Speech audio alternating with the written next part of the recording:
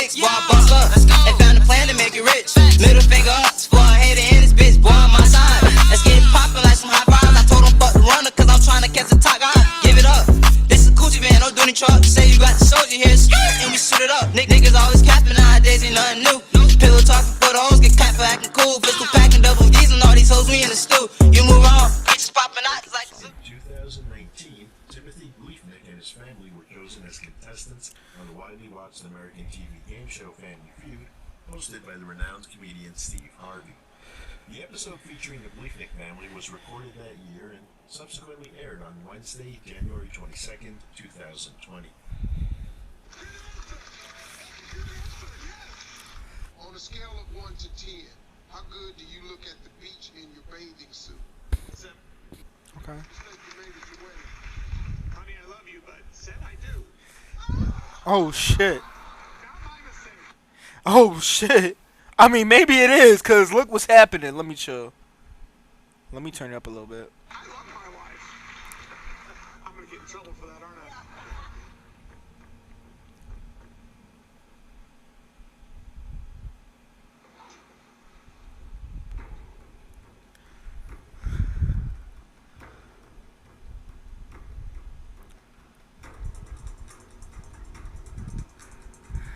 That's what I'm saying. The real question is, did she put the stuff in the fridge? Cause y'all peep how she did reply to me. You put the double eggs in the fridge? One of my mods. They said the real question is, did she put the stuff in the fridge? Yes, I fucking did. Oh, alright. Don't say a word, 'cause I'll take that Alright, right why would you take it out? Cause I'll take it out and put it right back right here. that would be insane. My fault.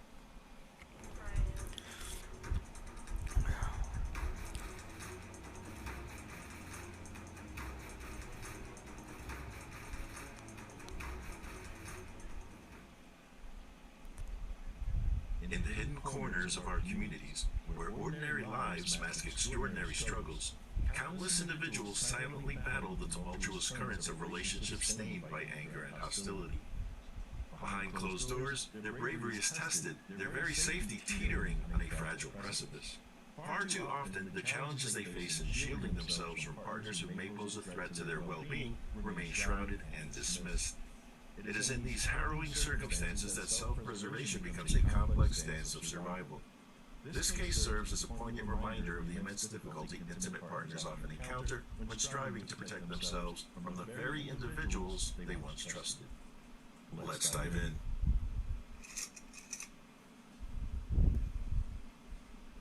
Okay, let's talk that shit. Come on. Rebecca Bleefnick, who preferred to be called Becky, was born in November 1981 in Quincy, Illinois. She excelled academically at every turn. Becky graduated as valedictorian from Quincy Notre Dame High School. She furthered her education at Becky with the good hair. Becky with the good hair got clapped. If you know that Beyonce song, you know. Feel me? I ain't gonna lie, I might have to pull up my other fucking... Okay. But yo, chat. I just don't be understanding, like... Like, I don't understand, like, how motherfuckers just be murdering shit. You feel me? Like, what compels you to murder your ex-wife or your children or whatever the case may be, or just poison motherfuckers, bro? Like, you gotta be real sick in the head to want to commit that crime, bro. Like, it's something already wrong with you. You feel me? Like, that shit makes zero sense for me. But we gonna lock back in.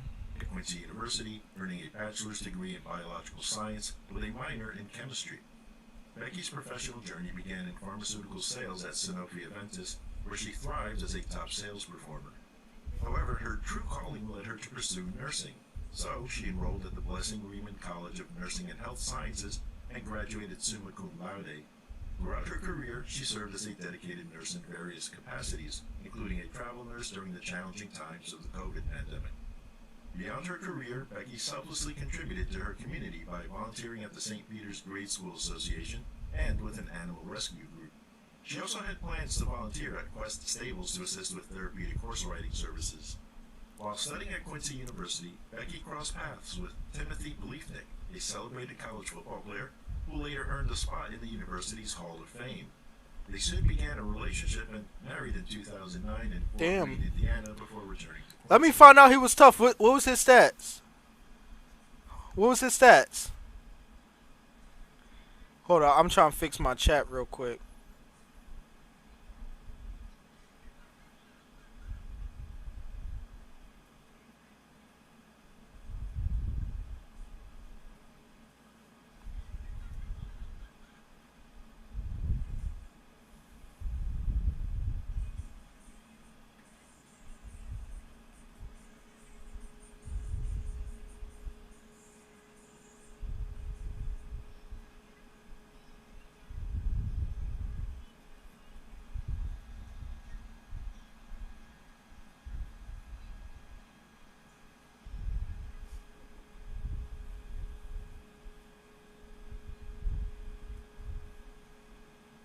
Alright, we're gonna get locked back in. Alright, we ready to lock back in. But hold on, I need to see his stats. I need to get his name again. Hold up. Tables to assist with therapeutic horse riding services. While studying at Quincy University, Becky crossed paths with Timothy Bleef. Timothy Beef. Alright, let's see. Let's look at his stats, chat. Hold up.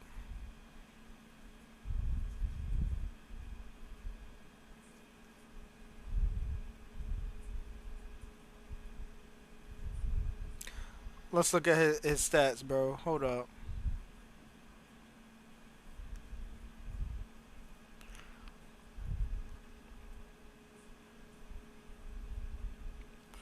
Alright, we're gonna just exit out of this. Alright, we're gonna go to his stats real quick, chat. Wait, damn, I just went to the wrong. What was his name? Timothy Blyfonick. Okay. Please no porn pop up. Timothy by. Okay, that's his name. I found it. Blyfonick.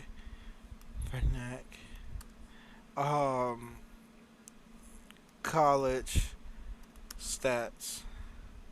This is wild. Chat, is this wild?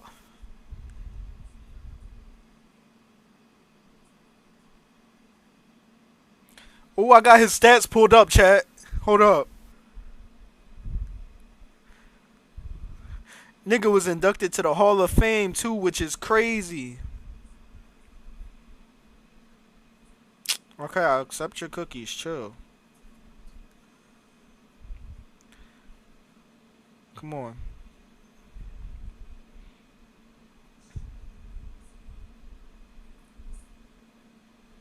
Okay, let's see. I want to just see some stats, bro. Why they bullshit me? Come on. I don't care about none of that. Okay, was a linebacker on the football team and finished with 287 career tackles. Fourth best in school history. His 104 tackles as a senior in 2004. Ranked fourth all-time in a single season. Was also named the NAIA All-American second team in the all-the first team season. Named to numerous all-conference teams during the career. Was an All-American Scholar athlete. Was a four-time recipient of the Kevin Scholarship. He received the Mark Award his senior year, which is given to the most outstanding male and female athletes at Quincy University. Damn, this nigga was tough. He was tough. 287 career tackles. He was shutting shit down, chat. Why was he cooking? He was killing shit. No pun intended. All right, we're gonna get back to the vid though.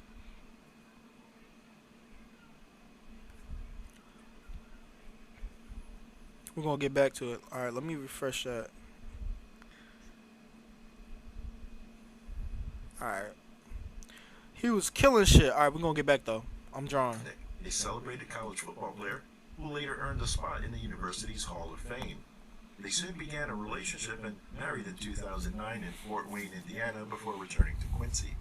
Settling into a warm and welcoming home they purchased on Kentucky Road, the couple, along with their 3 children, flourished, fostering a tight-knit and joyful bond. Timothy thrived as a sales executive at Quincy Farm Products, and Becky found fulfillment in her work at Blessing Hospital. Unfortunately, however, after 10 years of marriage, their once vibrant union was in a state of decline. Damn. Despite Becky's immense joy in being with her cherished boys and posting images of their precious family moments online, cracks in their relationship became apparent. By February 2019, they decided to separate. Becky stayed in the marital home while Tim rented a house on Hampshire Street in Quincy, less than a mile away. Damn. They shared custody of their children. During this early period of separation in May It probably was because that Family Feud episode. He was drooling. 2019, Tim and some relatives flew to Los Angeles to record an episode of Family Feud. For the Bleefnick family, it was an overwhelmingly positive experience. Oh my gosh, we're here at the wagon for the viewing party for Family Feud. Our family went out last May and taped it, and today we finally get to see it, so I'm so excited. It was so cool. Steve Harvey was amazing. The whole experience was so good to be on the stage with your name in lights and Steve Harvey, and the whole competition was really exciting. We had so much fun. Meanwhile, back in Quincy, Tim's 15 minutes of TV fame soon faded, but his marital troubles did not. Damn. The subsequent years would be marred by frequent battles over custody, financial obligations, and escalating turmoil. The Bleefnicks could not agree on any matter, large or small. Trying to say, first of all, what the ass trying to say? Trying to throw in therapy? What you trying to say? No, I'm playing. If you need therapy, you should go to it, and that's just facts.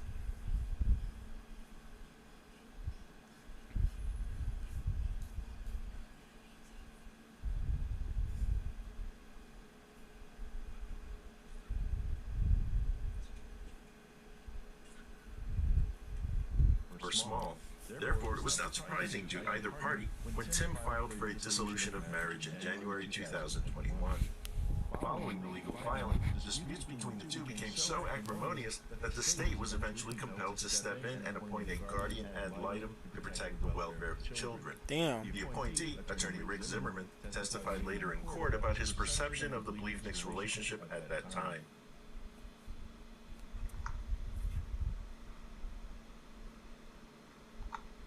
Is he gonna speak? Did you review Oh, the my text fault. messages on the Our Family Wizard app between the defendant and Ms. Bleefnick?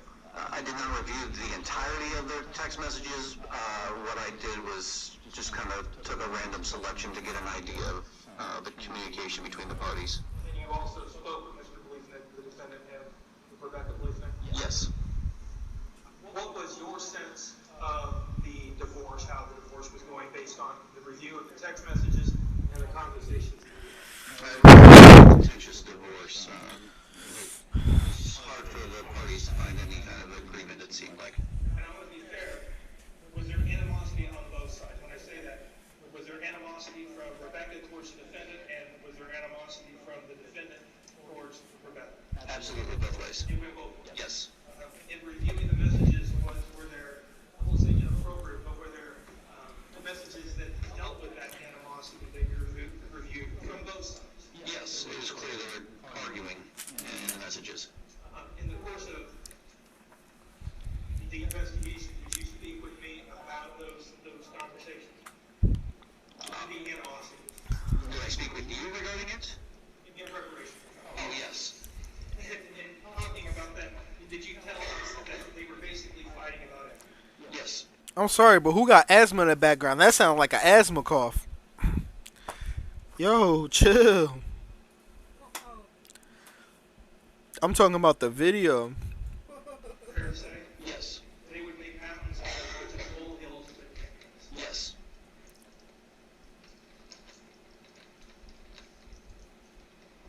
I also want to be fair in reviewing the messages that you reviewed. Did you ever observe or see any acts of domestic violence? Thank you. That's all the questions I have. Okay, say shit. On May 7th, 2021, Becky sent a revealing message to his. Hold on, I'm getting a little hungry again. I'm about to go grab the devil eggs. Fuck, we not teaming again. Don't look at my dick. Tell my chat not to look at my dick.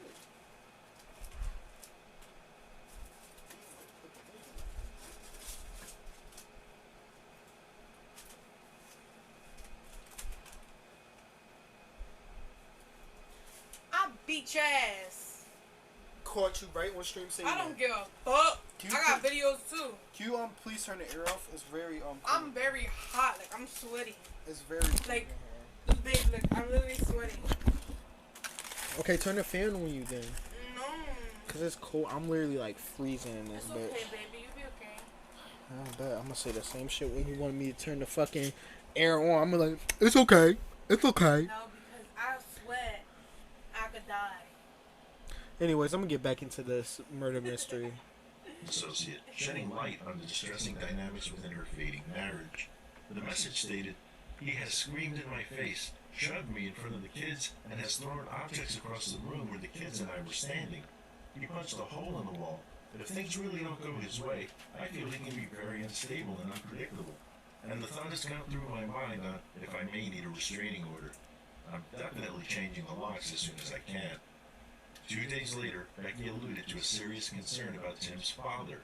According to published reports, Becky texted a longtime friend stating, "Tim told me if I outed his dad, that he would probably have to move then kill himself. I absolutely think he will try to take the kids sometime." The specific details leading to these allegations remain unclear, as certain records related to the matter were sealed by the judge in a subsequent criminal proceeding. In a Yo, chat, how do y'all feel when, like, the woman always gets custody of the kids? How do y'all feel about that? Even if maybe it's not the best decision. I feel like, unless they mentally, like, the father or the mother is mentally unstable, then, you know what I'm saying? I feel like y'all should split. Like, maybe one parent could get them during the whole school year, the other parent gets them during the whole summer. Or you could do one parent gets them for like that, but y'all gotta live close. So one parent gets them for like half the week, other parent gets them the other half of the week, and then y'all do something together as a family, maybe once a week, like every Sunday or some shit. Can you please turn it off? I'm cold. I am hot. I can't have it on anymore. Babe, then plug in the fan and turn it on. I don't know why you couldn't do that. I don't know why you talking. Because I turned on the AC. Okay. I'm hot. And it's cold as shit And I'm in here. still hot though. Well, maybe we need to go to the doctor for that. Here.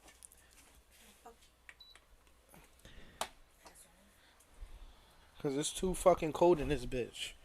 I get too cold. Alright, let's go. We back into it. later trial, the attorney Rick Zimmerman was questioned briefly about this situation.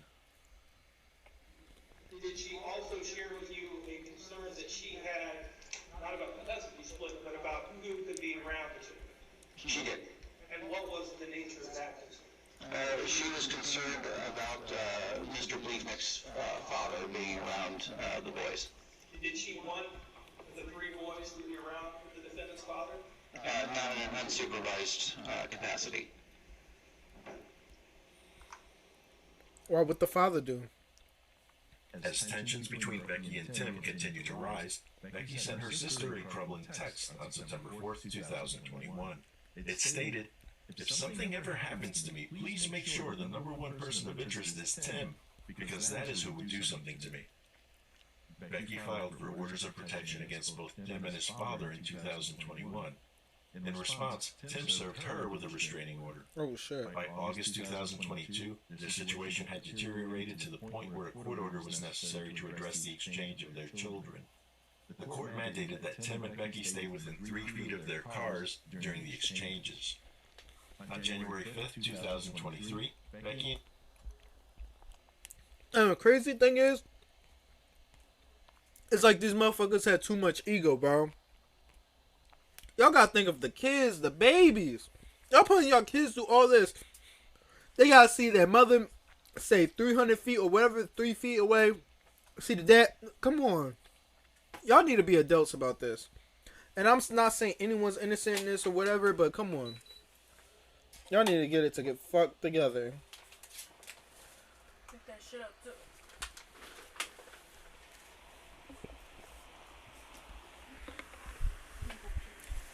Can you put this back in the fridge for me? I gotta pee so you don't eat. Okay.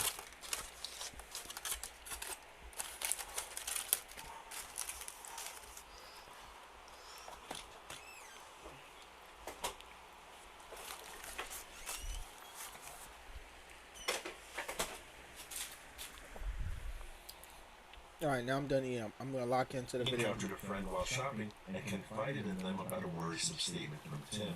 He said, "You'll be dead before you get any of my money." Oh These shit. remarks suggest that Tim resorted to threats and intimidation during the divorce proceedings. Feeling the need for increased security, Becky requested the return of a 9mm firearm she had previously purchased but was in Tim's possession.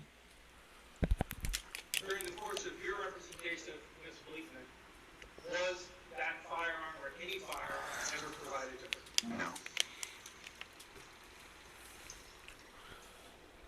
During the course of your representation of Becky Bleakman, did she ever provide documentation to you that she had purchased a gun set?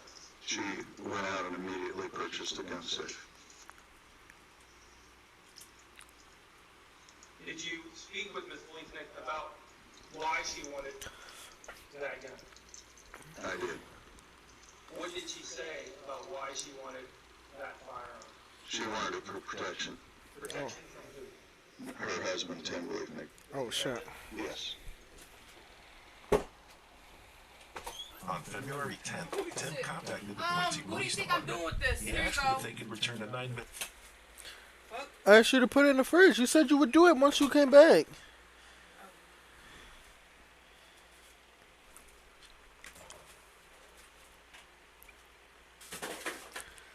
Wait. You have a fucking problem? No, I'm reacting to my video. Let me react to it. I got about 41 minutes left. Come Stop on. looking like you have a fucking problem. The Bye. lawyer handgunned to Becky on his behalf, as he did not want to give it to her personally. Police denied the request. 5 days after Tim's request to the police, he and Becky were separately notified by the family court. Their divorce was set for final hearings on March 3rd. The court date marked an opportunity to settle their legal differences and begin to move forward.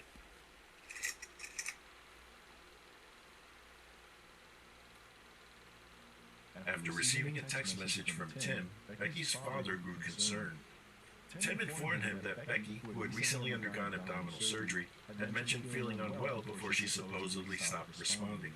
He wanted to know who would pick up the boys from school. Worried, Becky's father decided to check on his daughter. Upon arriving at Becky's residence, he found the front door wide open and Becky's car parked in the garage.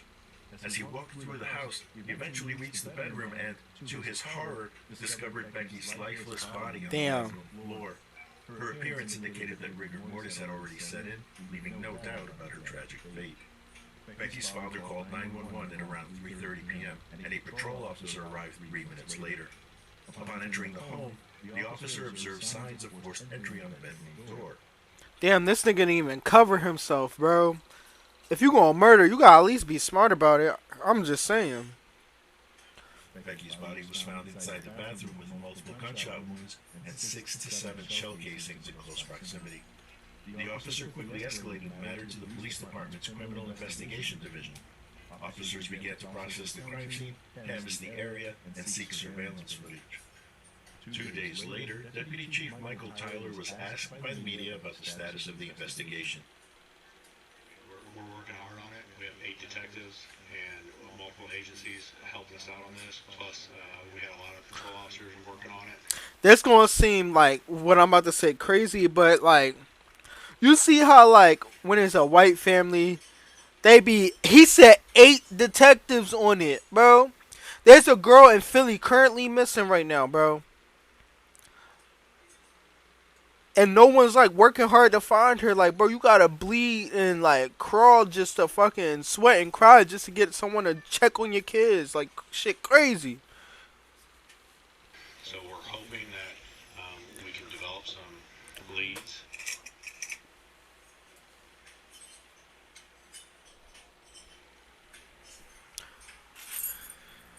Here you go. On Wednesday morning of March 1st, 8 days after Becky's death, Tim Bleaknick was pulled over by the police 2 blocks away from his residence.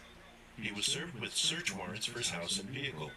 Tim handed over the keys and was taken to a family member's home while a team of detectives and officers conducted searches of his rented house and car. It is worth noting that Tim was not arrested during this encounter, and police records indicate he was cooperative. Subsequently, the collected evidence from Tim's residence, vehicle, and the crime scene was forwarded to the Illinois State Police Crime Lab in Springfield, for analysis. The funeral for Becky Bleefnick was held on Friday, March 3rd, 2023 at 10 a.m. at St. Peter Church. On March 13th, 12 days after executing the search warrants and upon the return of the crime lab results, the Quincy Police Department held a press conference to provide updates on the investigation. I asked our community for patience as we work through this investigation. Today, I have an update. At 8:24 this morning, Quincy Police Department detectives and members of the department's emergency response team arrested 39-year-old Timothy W. Bleefnick of Quincy for a no-bond warrant, Damn. 2 counts of first-degree murder, and home invasion for the murder of Rebecca Bleefnick. Damn. Mr. Bleefnick was located at a residence in the 2500 block of Kentucky Road. He was taken into custody. What up, chat?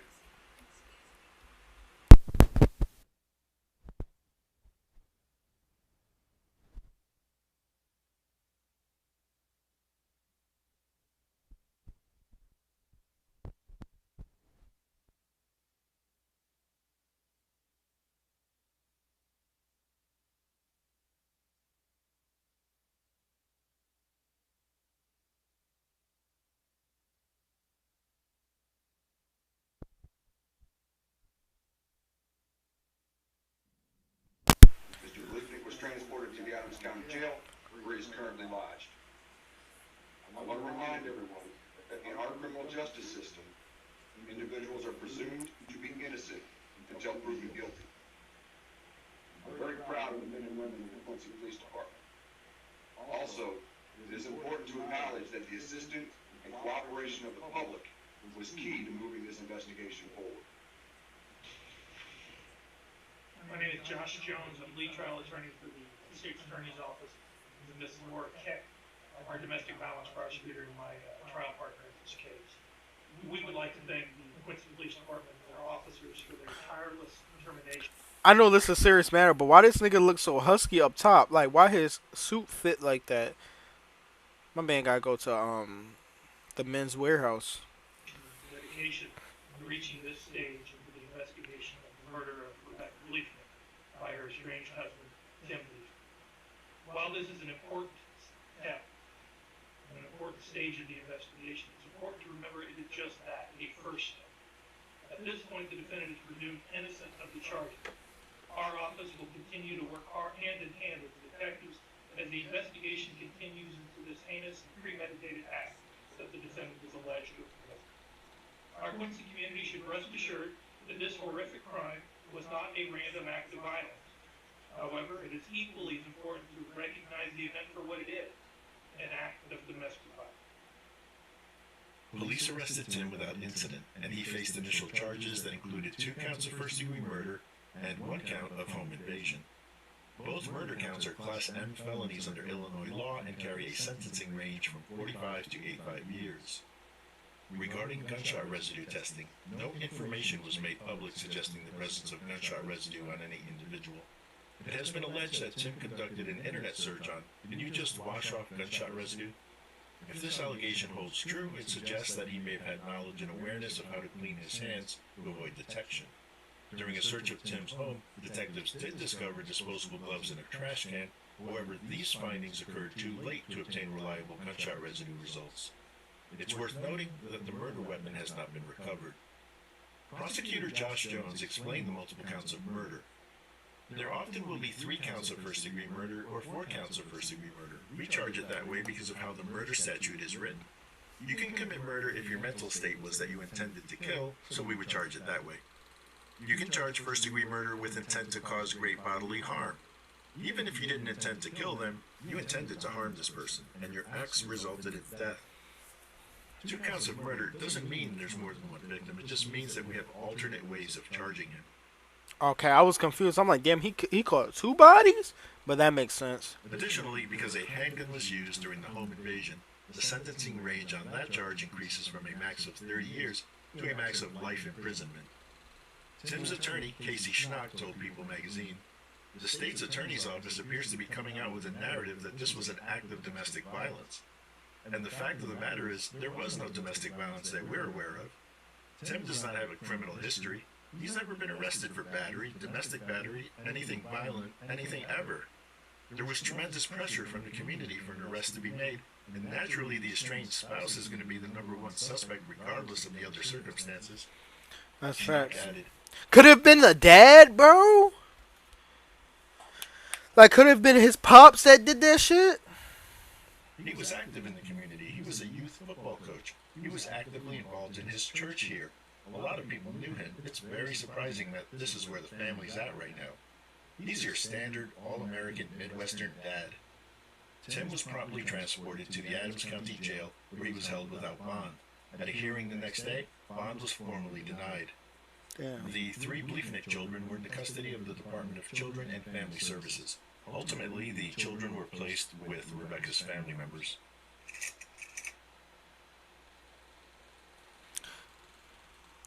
And all this because y'all just couldn't get along. Can we all just get along? Y'all know that Lil Kim song? Ot and Dot? That shit fire. If you know, you know. Time for the attorneys to give their opening statements. And Mr. Jones, would you like to make an opening statement? All right. You may proceed. May it please the court? You may. Motion counsel. Ladies and gentlemen of the jury. The last minutes of Ew, I don't know why, but I don't like the way when he puts his hair straight, the little fat. You know what I'm saying? I don't know. That shit just make me irritated. Like I don't know. I just can't explain. It just look weird. Look, watch when he make his hair straight. Look, you see it? family, friends, and love. The last minute of Becky's life was not spent. And he needs to stop slouching. Sit up straight. You know what I'm saying? Grandparents always tell you sit up straight. They don't play about that shit. Come on now. Want to have a good posture. Right now, I'm sitting up straight in my seat. You tripping. Yo, don't be talking shit back there. I hear you. Like, come on. Who she think she is? Anyways, continue. The warm embrace of her three children. The last minutes of Becky's life were And he dicking that Bev in the back. Elite Bevs. the last minute of Becky's life was spent in fear, in pain, and terror as she lay on the cold gray towel of the bathroom floor, slowly bleeding to death. Just a few seconds before that,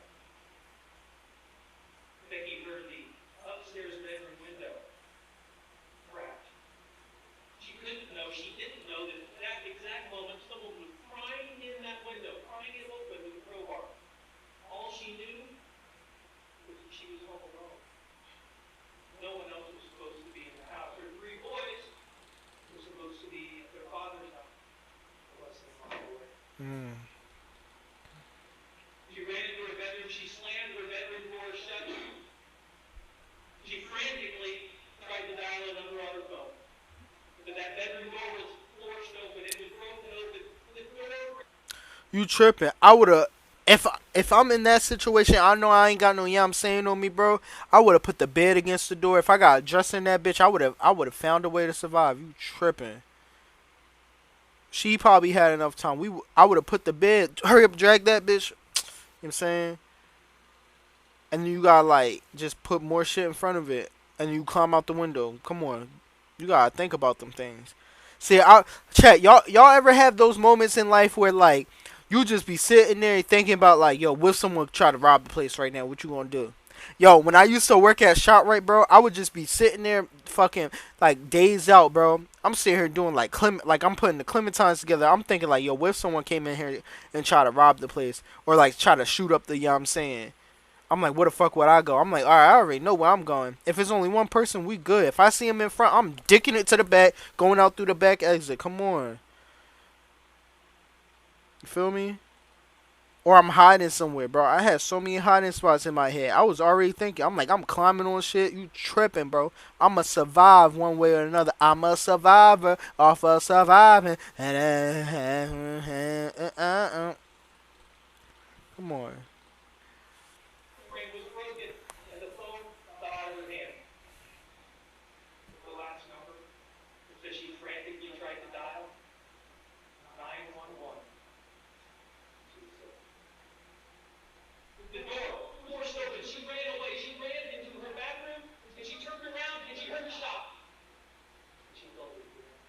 I ain't gonna lie, it's a little dramatic. fell on her back, and she looked up into the eyes of her murderer.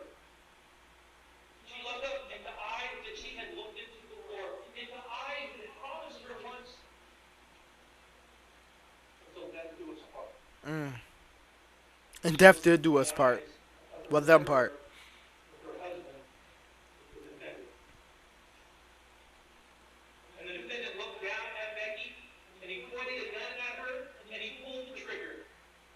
Not once, not twice, not 3 times, Damn. but 14 times. Damn, he was trying to end her for real. Filling her body with bullets. And then he ran away. He fled. Leaving Becky lying there on the floor, dying.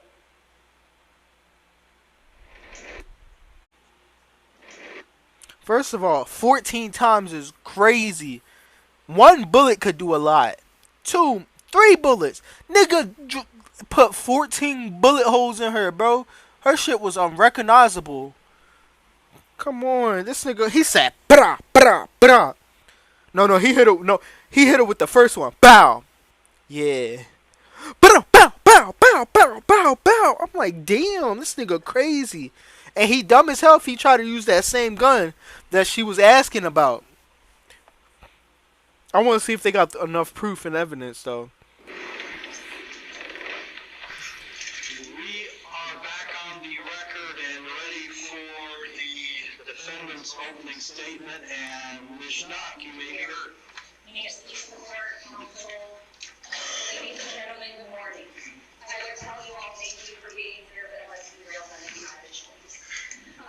That was a good story that Mr. Jones just told you, and that's exactly what an opening statement is. It's a story. It's not evidence. The evidence is going to come from that chair right there through witness testimony and through exhibits. Just because Mr. Jones just said it in his opening statement, just because I make it or say it in my opening statement doesn't necessarily make it true. It doesn't make it evidence that you should consider in making your verdict. That's going to come from that chair right there. Now, the cool thing about being a juror in this matter is that you get to determine what you believe. You get to determine who you believe. Who's credible, what's believable, what weight to put on the evidence. You get to determine what the evidence proves and what the evidence doesn't prove. You are the ones that make those decisions, nobody else does. Now, yesterday we went through several different propositions of law, and we asked you all about those different propositions of law, and your answers to those questions are...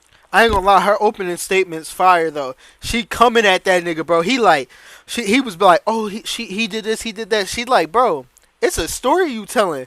She going in, and I like how she try to warm up the crowd, the jurors and shit. She like, I would say thank you for being here, but let's be honest, none of you had a choice.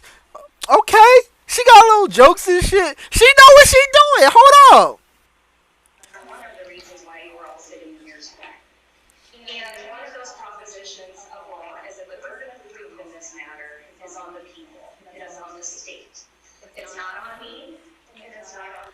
I'm sorry, I get distracted. Why the judge not paying attention? Look. The burden of proof is proof beyond a reasonable doubt. Reasonable doubt is not based on speculation. It's not based on conjecture. It's not based on lay opinion. It's not based on getting divorced. It's not based on having bad feelings towards your spouse. It's not based on inconclusive lab results. That's not reasonable doubt. And this case is dripping with reasonable doubt. Prosecutor Jones. Damn, it's a lot of... Don't tell me it's a lot of holes in the evidence. Come on, inconclusive. Free Tory. I'm just kidding. That was a joke. Free Melly. Chill. I'm joking. Y'all gotta chill. It's expounded on some of the evidence against Bleefnick. And in the basement of the defense cell, the police found 27 shell casings. Damn. Now, each time, the semi-automatic handgun fired a shell is ejected, and the bullet goes through the barrel.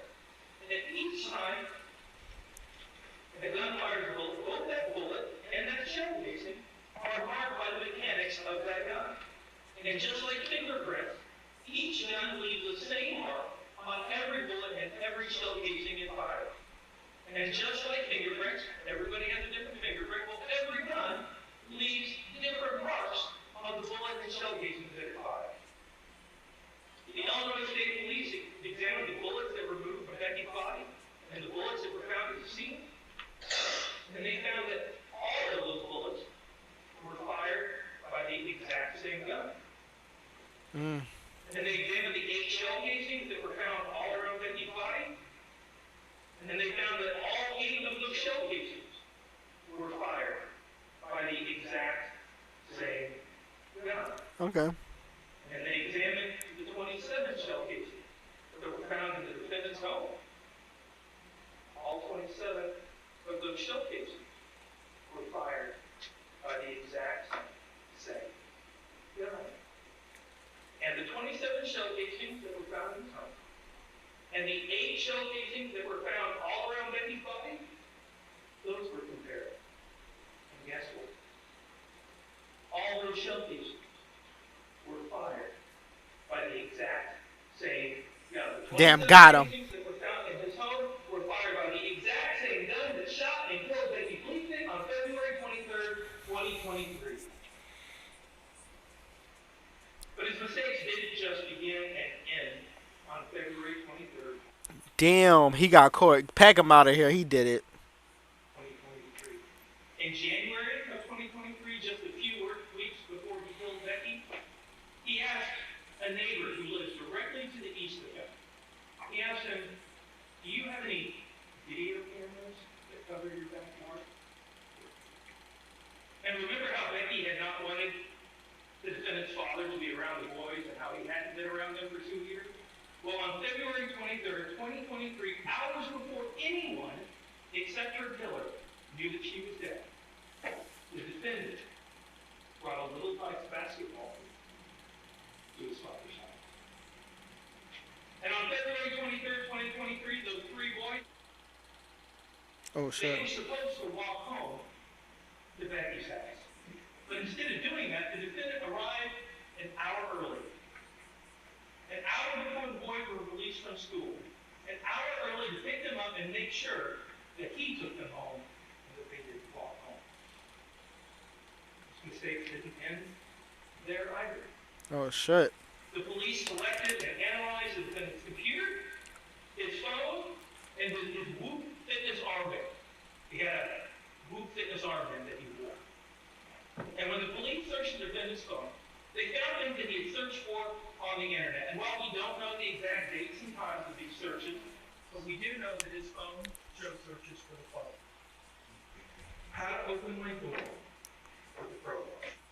Damn. Niggas is stupid, bro. Why wouldn't you just go to a public library and search that shit up? I'm not saying I would do that shit. I'm just saying, like, come on, bro, go to the library. You feel me? Like, you could do simple shit like that. Niggas is drawing. Can I force open my door with the crowbar if I lock myself? And nigga thought he was low by saying, "Can I?" I mean, you can finesse that though. How to make a homemade pistol silencer. Oh, yeah, your grits, gang. Average Quincy, Illinois, police department response time. Niggas is cooked. Pack them up, bro. How can I check if a gun is registered legally? Bro, this nigga is such a L killer, bro. Like, what the fuck? You don't search those things up, bro. You don't search that on your phone. Anything connected to your IP address, you don't do that, bro. This nigga is stupid. When I move, record the exact time I wear it. How to clean gunpowder off your hands. From that same phone, we know that the defendant was on a website about how to open a window from the outside, and another website about how to use a crowbar to open a door.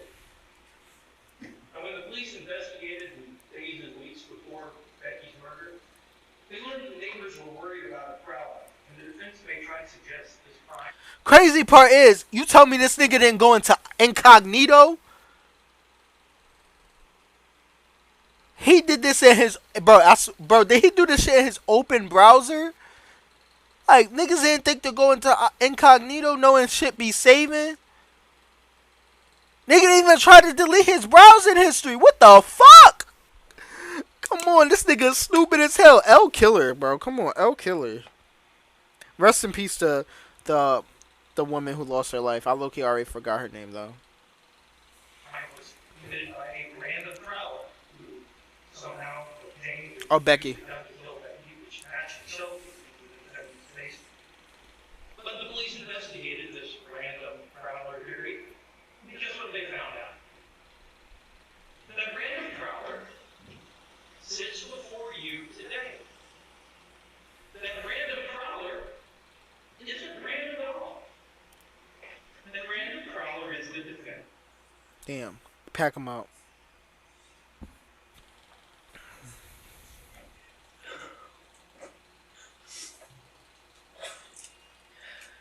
Christine, I'm going to show you, we marked these as People's Exhibit 243.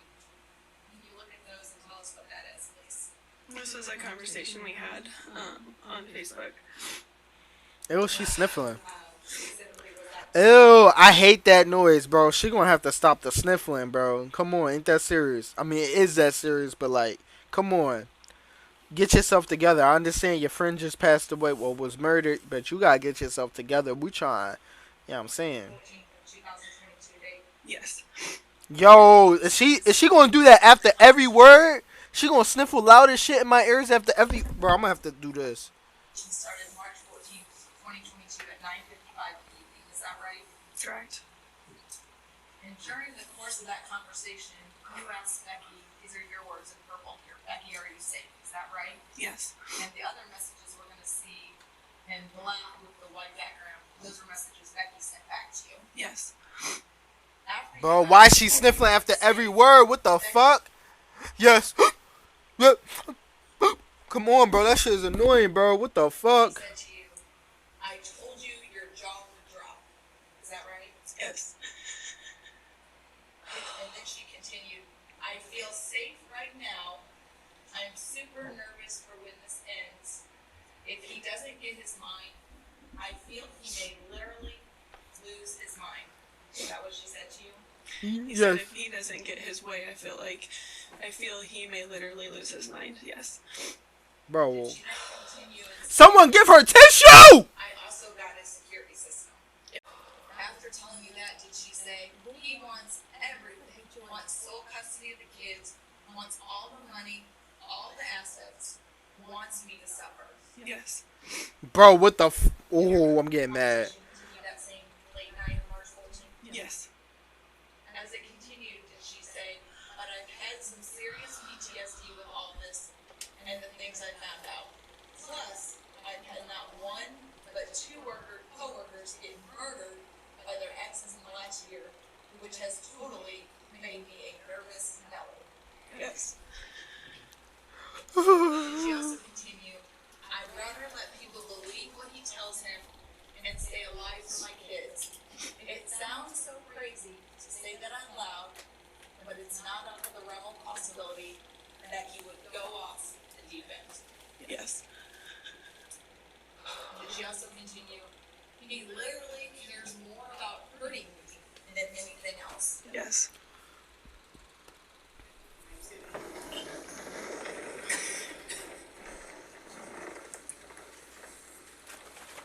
If it's stuck, you may be hurt.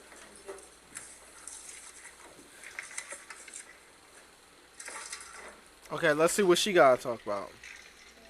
Oh shit, the closing argument? Council, ladies and gentlemen. Proof beyond a reasonable doubt. What a term that is. We've heard a lot about proof beyond a reasonable doubt since last Monday. We heard proof beyond a reasonable doubt for picking the jury. We've heard about proof beyond a reasonable doubt during our opening statements. And you're hearing about proof beyond a reasonable doubt now. And you're hearing about it over and over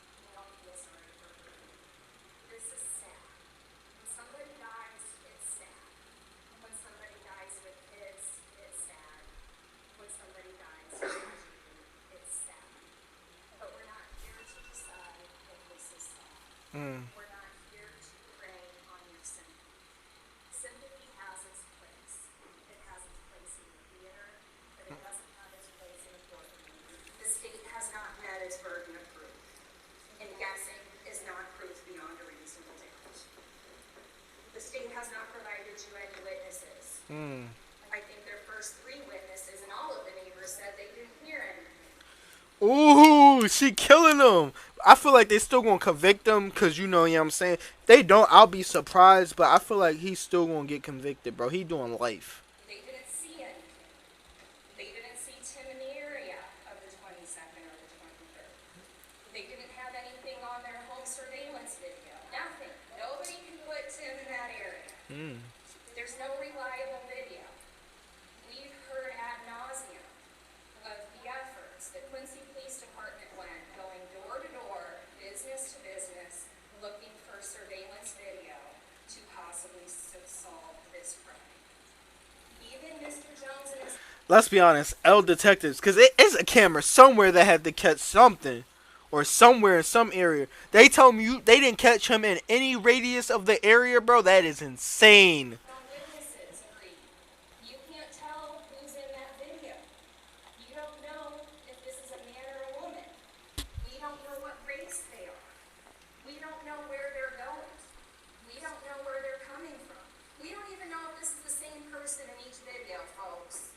And that leaves you guessing. And if you have to guess who is in that video, and if you have to speculate who is in that video, what I submit to you is that video is not proof beyond a reasonable doubt. As I said, this isn't a Lifetime movie. This is a real life.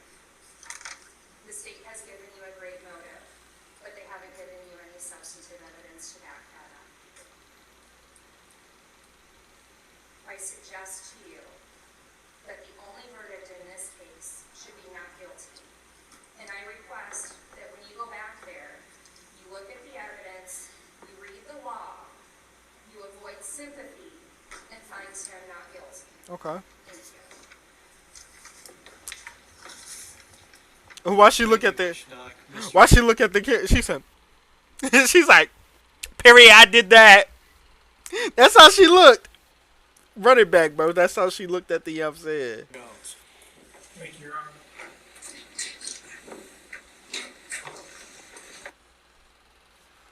So these days, I've been highly considering going to therapy for stress and anxiety. Why they keep trying to give me therapy videos? What y'all trying to say? Y'all trying to say I'm mentally ill or something? What the fuck, you two? That's the second one. If a third one pops up, I'm coming for you. I know it's been a long day. You've had a lot thrown at you in the past 7 days. I have 7 points that I want to make in rebuttal and end to that, and then we'll be done. The first point I want to make is what the defense just touched on, that you texted Tim on our family radio about the boys and said, not feeling well, you watch the boys, and that's what we want the abortion to do. I don't know, but what I do know is that when Becky sent that message, she showed leanness to the predator.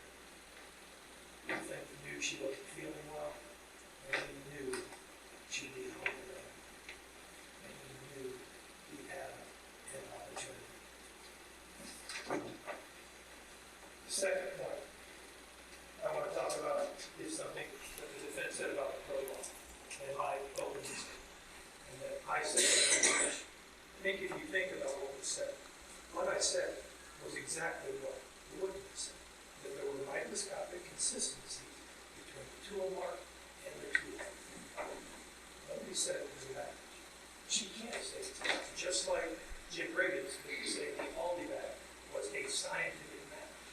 But just like you saw those Aldi bag pieces on top of the Aldi bag and saw what that meant to you, the crime lab individual who looked at the tool and the toolbox said that there were the same microscopic consistencies between that toolbox and the toolbox. It's the only reason she couldn't call it matches because she couldn't recreate the exact, precise conditions that the mark would have made. My third point. So it's inconsistencies. About the shoe. It's correct. We took all the shoes that the defendant had on him. And what he didn't have on him, the shoes that he used when he climbed through that window and the shoe. We can't test against those shoes because he got rid There's no proof. That's speculation. I'm just saying, like, I'm not even a lawyer, but if you say like, oh, he has shoes, where you know what I'm saying, and their shoes can't be found, I'm just saying, come on, you gotta use better evidence. Come on, a lot of the first, a lot of it's been bullshit so far. I ain't gonna lie. Every day, you incorporate into the cause of this great nation. The defense says that we are lacking in evidence, and we submit to you that mood data, lack of cell phone activity, computer data, the video, the body, the DNA, Becky's statements, all that is evidence. Is each piece of evidence in and of itself enough to convict the defendant? Absolutely not.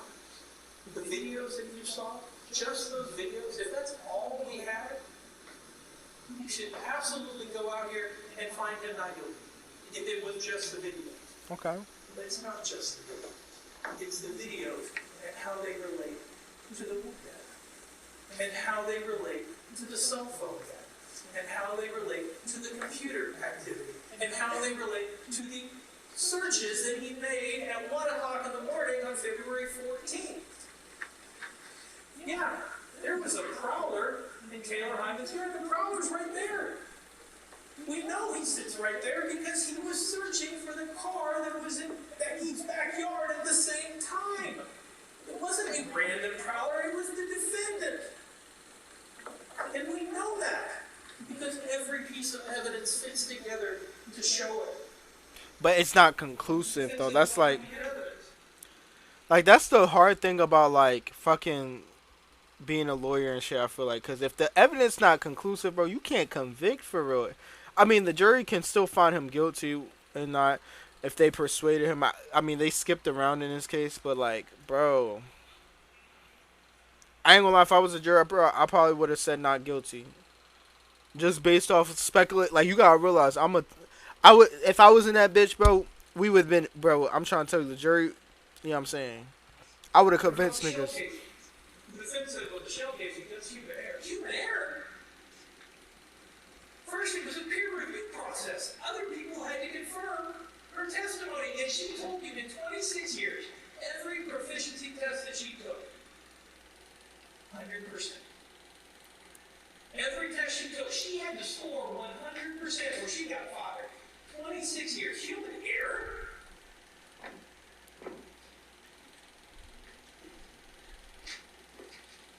Was there animosity in this divorce? Absolutely there was. There was animosity on both sides.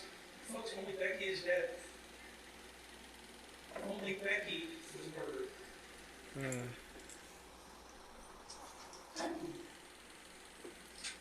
The last point I will make is this, and it goes to the searches on the cell phone. The defense says maybe the searches were done after Becky was found murdered. One of the things about this trial they complained about is how tight-lipped the information hasn't been released to the public. If he was searching for this information after Becky was murdered, how did he know that crowbar was used? He just got lucky and guessed. How did he know to even look about the gunshot powder residue? He just got lucky and guessed. Nobody knew that a crowbar was used. That wasn't released to the public. Nobody knew that a window was used. That wasn't released to the public. Nobody knew that the neighbors didn't hear shots. That an improvised silencer might have been used. That wasn't released to the public. None of those things were released to the public, but they all appeared on his phone. Damn. He got a point. All appeared on his phone. Searching for Quincy police response time? I ain't gonna lie, that's probably what's gonna get him convicted though. Yeah. And it just so happens to turn out coincidentally, by some stroke of bad luck for the defendant, that his whoop is not recording every single time to see the person on the bike. Every single time. If there was one time when that didn't happen, one time, then he's not the guy. If there was one cell phone call when any of that happened, then he's not the guy. If there was one Google search when those things happened, then he's not the guy. If there was one text message when all those things happened, then he's not the guy. But there's Oh shit. Pack them out. When this trial started on May 23rd, 2023, exactly. Damn, hold up. After the defendant shot Damn, this case new as shit. This not even a month old. Hold up, let's see what happened. and killed Becky, shot her 14 times on that battlefield. 14 times. One time for every year that they were married. Okay. And he left her for dead to slowly bleed to death. Unable to move from the waist down, unable to breathe because a bullet pierced her lung, but still alive. We talked about how we could never know what was going on in her mother. We would never know what Becky's life was. We know she was in pain. We know she was scared, but we don't know what she was thinking. Was she thinking about her mom and dad burning Bill? Her sister Sarah? Her boyfriend Ted? Was she thinking about her 3 boys? Was she thinking about how she'd never hold them again, never kiss them goodnight again, never see them again? We won't ever know. But you do know what we do know? You know what she wasn't thinking? She wasn't thinking, how could this happen? She wasn't thinking, how did I get here? She wasn't thinking, how could my husband do this to me? She wasn't thinking that because folks, she predicted it. She knew this was going to happen. She was scared of the defendant. She was scared that he was going to hurt her, that he was going to kill her. She asked for help. This strong alpha female pleaded for help. The single mother who would rather struggle than to look weak, she begged for help. She begged for protection from the defendant. And her pleas, her prayers, her tears, they all went unanswered. We failed. The friends, the family, the community, the system, we failed. Rest in peace to She Becky. called Gary Collins, a police officer, in tears. And she told him, if something happens to me, it's going to be the defendant that did it. She got a pat on the head. They're there, it's going to be okay. He'd never do that to you. But Gary was wrong. She called out to her friends across the country. And she said the defendant was going to eliminate her. I ain't gonna lie, that feels bad though, bro. No one wanted to help her. That's the crazy part though. That one police officer probably like, damn, bro, what the fuck? This could have been all avoided. As a choice. That the defendant was becoming more vengeful and unpredictable, and that it was a fucking nightmare. And that if he didn't get his way, he might literally lose his mind. And that he wanted her to suffer. And that he was going to go off the deep end. And she told her friends that if anything happens to her, it was the defendant that did it. I don't know. Maybe your friends thought it was all divorce talk. No. Gosh. But it wasn't. It was a woman crying out. She needed help from her attorneys. She told them she needed help. She told them she needed protection. Protection from the defendant. What did she get? It's crazy that no one wanted to listen. That's crazy, bro. Imagine like you're literally like, bro, this man's gonna kill me. He's gonna kill me. He's gonna harm me, and no one listened, bro. That's crazy. And I feel like, and it's crazy that this happened in 2023. Nigga, that's not going, I feel like that's not going to change anytime soon. It's still going to be that one few cops that's going to be like, okay, you good. Just call us if anything else happened. Shit's crazy. You got court orders, continuances, and delays. I don't know. Maybe your attorneys thought this doesn't happen because people don't get murdered in divorce. But her attorneys were wrong. She needed protection. Protection from the defendant. She cried out to her family. She knew the defendant was going to harm her. She put it in writing that she was scared of him. That the defendant was going to do something to take her away from her kids. The kids away from her. That the defendant would lie about her and try to paint her as something she wasn't. She told them that the person who would do something to her was the defendant. And while the only person to blame blame for what the defendant did to Becky. The only person to blame for pumping 14 bullets Damn. into her body while she lay on the floor with her hands in front of her face. The only person to blame for that sits right there in front of you, but we all failed. Her friends, her family, her community, we failed her Damn. on February 23rd, 2023. Not him putting the blame on everybody. We turned her blind eye. When she cried out, we turned a deaf ear. When she asked for help, we turned our backs and walked away. But it's not February 23rd, 2023 anymore. Today is May 31st. Damn. 98 days since Becky was left alone in that dark, cold bathroom, and pain and terror slowly leaving her death. Today is May 31st, 2023 anymore, and Becky isn't calling out for help. She isn't calling out for sympathy. She isn't calling out for you to feel sad. She's calling out for justice. I was gonna say something about you. May 31st, 2023, and Becky isn't calling out to us anymore. She's calling out to you. She's calling out for justice from you. She's No counting justice, on no you peace. to hold her killer accountable. She's begging you to find the defendant guilty of first-degree murder. Do a better job, guys. Don't let her down. Find that man. He'll do what he did.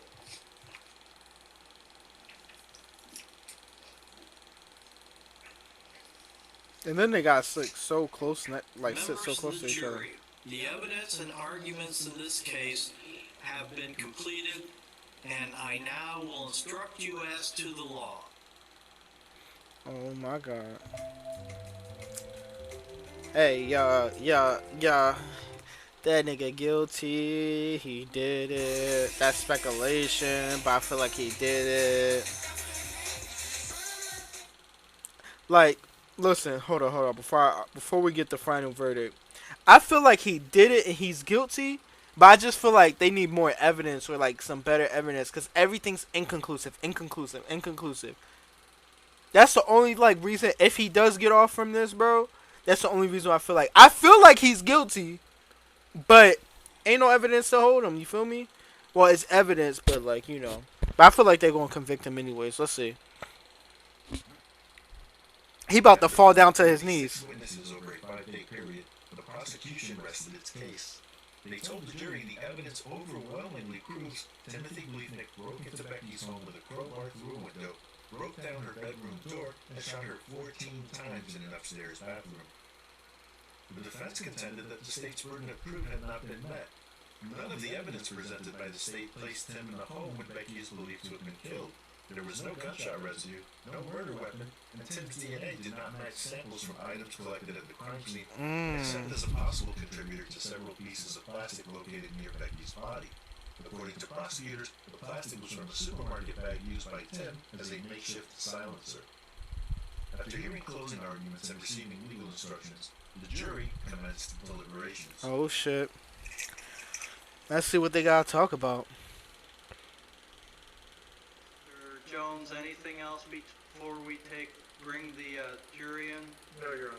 Ms. Schnott? No, Your Honor. Okay, let's bring in the jury.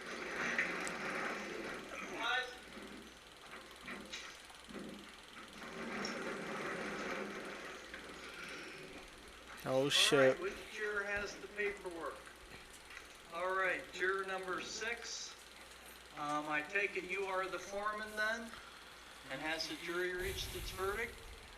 Okay, and if you could hand that paperwork to the bailiff? Chat, I'm nervous. I don't know why I'm nervous, but I just like, bro, what y'all think? I'm saying he's guilty on all counts, bro. Let's see. Guilty on all counts. He gonna fall down to his knees.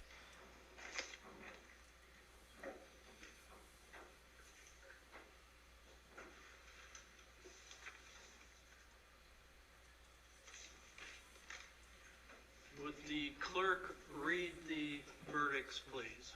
We, the jury, find the defendant, Timothy Guilty. Bleefnick, guilty of home invasion signed by the foreperson and 11 jurors. We, the jury, find the defendant, Timothy Bleefnick, guilty of first-degree murder signed by the foreperson and 11 jurors. Told y'all. We, the jury, find the allegation that during the commission of the offense of first-degree murder, the defendant personally discharged a firearm that approximately caused death to another person was proven. Signed by the four-person and 11 jurors. Damn, they said pack him out. Thank you, clerk. And then, Ms. Schnock, would you like to have the jury polled? No, Your Honor. All right. Ladies and gentlemen of the jury, I thank you for your service. You will need to head back then to the jury. Timothy Bleefnick's sentencing is set for August 11th at 1:30 p.m. He could be sentenced to life in prison on either of the first-degree murder charges, as well as the home invasion charge. Pack him out. I told y'all he was going to... See, I predicted, bro. I said he was going to get guilty on all counts, bro. What the fuck? But chat, that was a good one. I think I'm gonna start doing murder mystery Mondays, bro, where we just watch all murder mysteries, bro. I think that's what we're gonna do. But I hope you guys enjoy. Like, comment, subscribe, hit the post notification bell. If you watching this on after the stream, make sure you like this bitch up, alright? Come on. We 5 subs away from 200. We could do it. I believe it. We got it. We got it! Make sure you share with your grandma, your grandpa, your fucking cousin, the cousin that's a little weird, your sister. You make sure you share it with your brother's fucking girlfriend, older sister, the older sister with the red hair. You feel me? Share it with her. Make sure you share it with everybody. We trying, listen, 5 more subs at 200, road to 1K. Come on, let's do it, baby. Come on. Let's go. We can do it. And also, here's a smooch from me to you, because y'all my little smoochies. Oh my god. That was nasty and filthy. What the fuck? That was so nasty and filthy. Y'all like that? I know you do. And I love y'all, boys and girls, because we not sexist here. I see y'all in the next joint. Maybe tomorrow if y'all lucky. Let me chill.